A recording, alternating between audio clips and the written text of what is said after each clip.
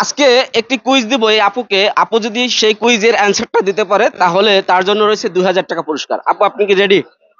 100%। এমন কোন খাবার রয়েছে যেটা গরমও না ঠান্ডাও না তবু ফু দিয়ে খেতে হয়?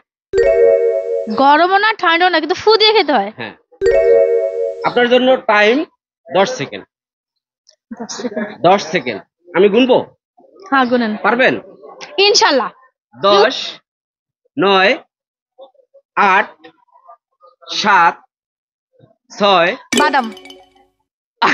পেরে গেছে, পেরে গেছে। তা আপনি হঠাৎ করে এই চিন্তাটা কেন আসলো? বাদাম গরমও হয় না ঠান্ডা হয় না, কিন্তু যখন আমরা খাই ওটার ফু দিতে হয়, তার কারণ বাদামের যে সিলকাটা থাকে ওইটাকে দূর করার জন্য। তো আপু এই অ্যান্সারটা আসলে সঠিক বলেছে। আপনারা কি খুশি কিনা, বা এই যে পুরস্কারটা পেয়েছেন আপনার কাছে কেমন লাগছে? 100% আমি অনেক খুশি, থ্যাংক ইউ। আপনার জন্য এই পুরস্কারটা।